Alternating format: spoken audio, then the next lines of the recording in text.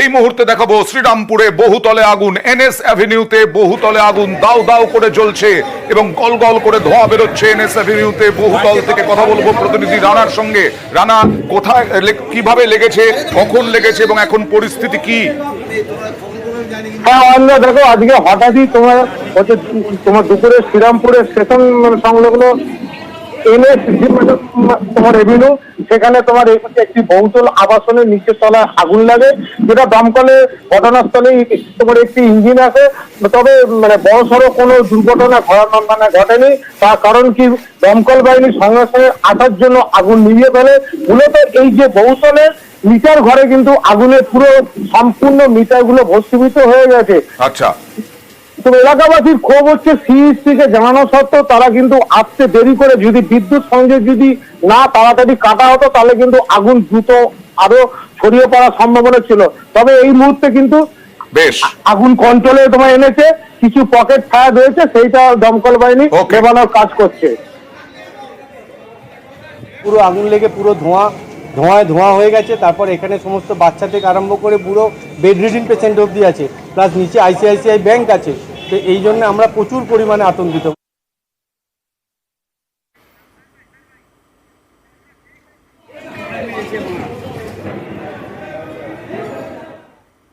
আর উত্তরবঙ্গে চলে যাব। বারবার দেখাচ্ছি উত্তরবঙ্গে ভারী বৃষ্টি, অতি ভারী বৃষ্টি। এবার দার্জিলিং এ লেবংকাট রোডে দেখুন ধস নেমেছে। ধস নেমে রাস্তা বন্ধ লেবংকাট রোডে। দেখুন অবস্থা। উদ্ধারে প্রশাসন এবং স্থানীয়রা। বৃষ্টিতে জলমগ্ন কালিম্পং, কার্শিয়াং। সরাসরি চলে যাব প্রতিনিধি পার্থর কাছে।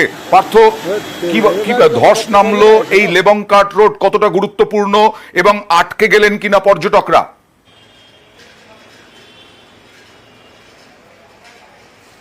প্রথমে তোমাকে জানিয়ে রাখি যে অবিরাম বৃষ্টি চলছে পাহাড় জুড়ে এবং গত রাত থেকে কিন্তু টানা বৃষ্টি চলছে। আর বৃষ্টির জেরে নতুন করে ধস নামলো এই দার্জিলিং লেবংকাট রোডে, অর্থাৎ দার্জিলিং এবং লেবংয়ের সংযোগকারী এই রাস্তায় ধস নামে। এবং যেখানে ধস নেমেছে তার অনতি দূরেই কিন্তু একটা স্কুল রয়েছে, ইংরেজি মাধ্যম স্কুল। অল্পের জন্য রক্ষা পেয়েছে স্কুলটি। এবং এই রাস্তার ধারে গাড়ি পার্ক করা ছিল, দুটি গাড়ি সম্পূর্ণভাবে ক্ষতিগ্রস্ত হয়েছে। এবং এই আজকে পর্যটকরা কার্যত টানা বৃষ্টির জন্য কিন্তু হোটেল বন্দী হয়ে রয়েছে। না হলে কিন্তু এর রাস্তা ধরে বহু পর্যটক কিন্তু যাতায়াত পারাপার করে বহু পর্যটক। স্বাভাবিকভাবে এই ধসের জেরে একদিকে যেমন বিপর্যস্ত হয়ে পড়ছে দার্জিলিং এবং লেবং এর মধ্যে সংযোগ, সড়ক যোগাযোগ যেমন বন্ধ হয়ে পড়েছে, তেমনি কিন্তু দুটি গাড়ি যেমন ক্ষতিগ্রস্ত। কিন্তু অল্পের জন্য কিছু দূরেই কিন্তু একটি ইংরেজি বেসরকারি মাধ্যম স্কুল ছিল। এবং স্বাভাবিকভাবে যেভাবে বৃষ্টি হচ্ছে এবং যে ছবি আমরা দেখাচ্ছি দর্শকদের, যে পাহাড় থেকে অনবরত কিন্তু পাথর ঝরে পড়ছে এবং তার জন্যই কিন্তু এই নতুন ভাবে অবিরাম বৃষ্টি, তার জেরে এই রকম ধস। খুব স্বাভাবিকভাবেই পর্যটনরা সতর্ক থাকুন, সচেতন থাকুন। আর টানা বৃষ্টিতে ফুঁসছে তিস্তা। অতি ভারী বৃষ্টি যেন থামছেই না। তিস্তা বাজারে রাস্তায় জল, নতুন করে দুর্ভোগের আশঙ্কা। ঘুরপথে পাহাড় ও সমতলের যোগাযোগ।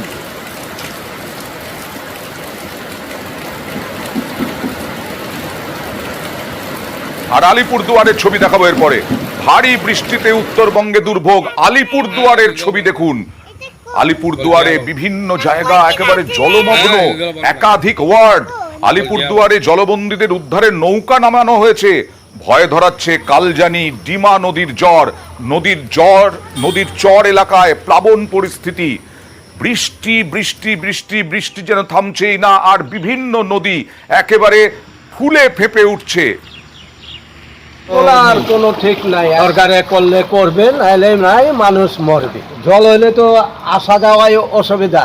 এই যে দোকান খুলতে পারি না, না খায় এখন মরণ লাগতেছে। সরাসরি চলে যাবো রাজকুমারের কাছে। রাজকুমার, তোমার ওখানেও তো জলমগ্ন দেখছি পরিস্থিতি। তোমরা কিভাবে আছো ওখানে? কি প্রশাসন কি ব্যবস্থা নিচ্ছে তোমাদের জন্য?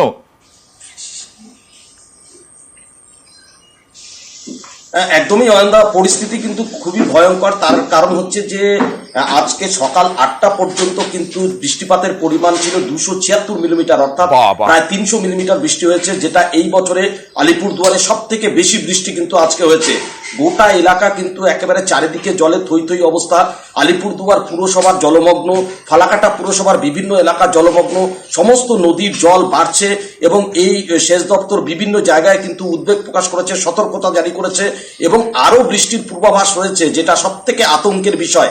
আরো আরো যদি ভারী বৃষ্টি হয় তাহলে পরিস্থিতি কোন দিকে যায় সেটাই কিন্তু দেখার। তবে প্রশাসন সতর্ক দৃষ্টি রাখছে অয়নদা, বিভিন্ন জায়গায় কমিউনিকেশন করা হচ্ছে, যোগাযোগ করা হচ্ছে, পুরো প্রশাসনের টিমও বিভিন্ন জায়গায় নেমেছে। নিশ্চয়ই অবশ্যই জলমগ্ন পরিস্থিতি থেকে উদ্ধার করা উচিত এই মুহূর্তে মানুষকে। যে পরিস্থিতি তাতে জল নামবে কবে সেটাই হচ্ছে প্রশ্ন। ধূপগুড়ি দেখুন, ধূপগুড়ি পুরসভার বিভিন্ন ওয়ার্ডে এই রকম ভাবে জলমগ্ন, টানা বৃষ্টি হচ্ছে, রেকর্ড পরিমাণ বৃষ্টি হচ্ছে বিভিন্ন জায়গায়। সেই টানা বৃষ্টিতে আর কি করবে পুরসভা?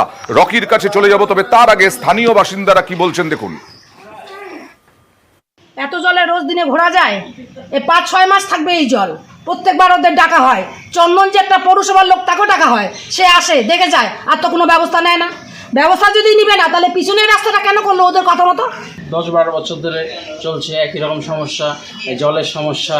হাঁটুর উপরে জল বর্ষা আসলে হয়ে যায়, 4-5 মাস আমাদের ভোগান্তি হয়। কাউন্সিলর কেউ এখানে আসে না, অনেকবার বলা হয়েছে, আসেও না। আসলে বলে যে এটা কি করব, এই করবো, সে করবো, মানে প্রতিশ্রুতি দেওয়ার পরেও কোনো কাজ হয় না। আপাতত জল নিকাশনের ব্যবস্থাটা করুক, মানে জলটা যাতে না থাকে, সবার যাতে সুবিধা হয় যাতায়াত করতে। যথেষ্ট ক্ষুব্ধ স্থানীয় মানুষ। রকি, এই রকম ভাবে বৃষ্টি হলে পরে জল জমলে এটা 6-7 মাস থাকবে, এইভাবে ভুগতে হবে। পুরসভা কি করে?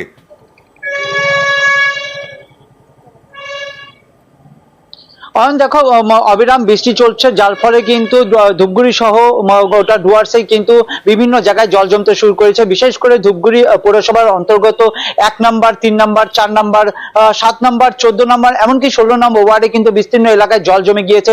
সাধারণ মানুষের ঘরের ভেতরে জল, ভোগান্তির শিকার হতে হচ্ছে এলাকার মানুষকে, কারণ বেহাল নিকাশি ব্যবস্থা কারণেই কিন্তু ধূপগুড়ি শহরবাসী এই অবস্থা বলে জানিয়েছেন তারা। গ্যাসের পরিষেবা থেকে শুরু করে বাচ্চাদের যে দুধ, কি করছে পুরসভার বিরুদ্ধেই তো ক্ষোভ স্থানীয় মানুষের। দেখো অয়ন, তোমাকে বলে রাখতে চাইবো যে এলাকার মানুষ কিন্তু অভিযোগ করছে যে এলাকার যে যারা রয়েছেন তাদেরকে কিন্তু বারবার ডাকা হয়েছে। কাউন্সিলর থেকে শুরু করে ভাইস চেয়ারম্যান যারা দায়িত্বে রয়েছেন তাদেরকে ফোন করা হলে তারা কিন্তু এখন পর্যন্ত সেখানে যায়নি বা কোনো রকম ব্যবস্থা তাদের করেনি। তারা যদি না যান, তারা যদি ব্যবস্থা না নেন, তাহলে এই সাধারণ মানুষগুলো কার ওপরে নির্ভর করবে? আমরা চাই দ্রুত ব্যবস্থা নিক পুরসভা। আর এদিকে মাথা ভাঙার ছবি দেখাবো। মাথা ভাঙা এই রকম অবস্থা, 1 ব্লক মাথা ভাঙা 1 নম্বর ব্লকের এই রকম অবস্থা। টানা বৃষ্টি হচ্ছে, টানা বৃষ্টি হচ্ছে, প্রতিদিন টানা বৃষ্টি হচ্ছে। কি বলছেন, কি সমস্যার মধ্যে আছেন স্থানীয় বাসিন্দারা দেখুন। এই জলের মধ্যে কিভাবে আমরা থাকবো? এই ঠাকুর টাকুর যা আছে সবগুলো একদম শেষ। 3:30 থেকে আমরা ঘুমাতে পারি না। আর এইদিকে ড্রেন গেছে, এই ড্রেনের জন্য মনে করে এত প্রবলেম। মানে ড্রেনের জন্য কি সমস্যা? ওইদিকে একদম মাথায় একদম বন্ধ করা আছে, কোনো নেতা ফেতা কেউ দেখে না। সম্পূর্ণ একদম ঘরের ভিতর টিতর যা আছে সম্পূর্ণ একদম জল ঢুকে একদম শেষ। টোটো ছিল, টোটো একদম নিয়ে যেতে পারি না। আপনাদের এই এলাকায় কত বাড়িতে জল ঢুকেছে? ম্যাক্সিমাম 100 থেকে 150 হবে। কি হলো, বাড়ি ঘরে রান্না করে খেতে হচ্ছে না, মানে জলের মধ্যে হাঁটাহাঁটি করে দিচ্ছে। আর দেখো তো পায়াটা কি হয়েছে অবস্থা, জলের মধ্যে দেখো। এই এলাকা কি প্রত্যেকটা বাড়িতেই জল ঢুকেছে? হ্যাঁ, বেশিরভাগ বাড়ি নিয়ে তো এইদিকে তো সম্পূর্ণ বাড়ি, যতগুলো দেখতেছেন সম্পূর্ণ বাড়ি এগুলো সব 100 বাড়ি হলো। মূলত রাজেশ, যা সমস্যা শুনলাম, নিকাশির সমস্যা। নিকাশির সমস্যার জন্যই এই অবস্থা, জল যন্ত্রণা মানুষের। নিকাশির ঠিক নেই কেন?